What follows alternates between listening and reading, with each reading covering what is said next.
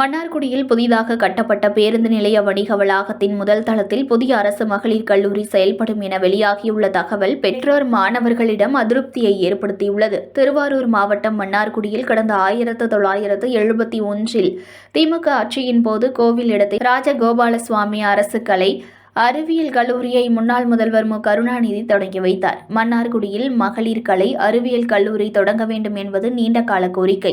மன்னார்குடி எம்.எல்.ஏவும் தமிழக தொழில் முதலீட்டு ஊக்குவிப்பு மற்றும் வர்த்தகத்துறை அமைச்சருமான டி.ஆர்.பி. ராஜா முயற்சியால் முதல்வர் மு. க. ஸ்டாலின் நிகழாண்டு அரசு மகளிர் கல்லூரி தொடங்கப்படும் என அறிவித்தார்.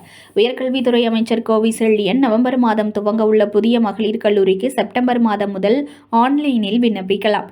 பி.எஸ்சி கணினி அறிவியல், நுண்ணுயிரியல், பி.சி.ஏ கணினி பயன்பாட்டில், பி.காம் வணிகவியல், பி.ஏ வரலாறு ஆகிய 5 பாடப்பிரிவுகள் இடம்பெறும் என கூறினார்.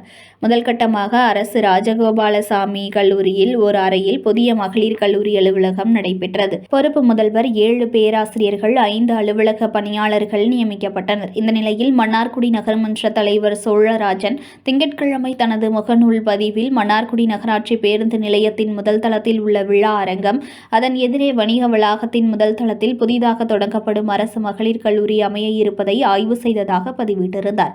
ஆயிரக்கணக்கானவர்கள் வந்து செல்லும் பேருந்து நிலையத்திலும் வணிக நிறுவனங்கள் செயல்படும் இடத்திலும் புதிய அரசு மகளிர் கல்லூரி நடத்தக்கூடாது. கட்சி அரசியலுக்கு அப்பாற்பட்டு எதிர்ப்பு தெரிவிக்கப்பட்டு வருகிறது. பேருந்து நிலைய வளாகத்தின் அருகே உள்ள நகராட்சி வணிக வளாகத்தின் முதல் தளத்தில் அரசு கல்லூரி தற்காலிகமாக தொடங்குவது உறுதியாகி அதற்கான ஒப்பந்த பணிகள் தொடங்க இருப்பதாக கூறப்படுகிறது.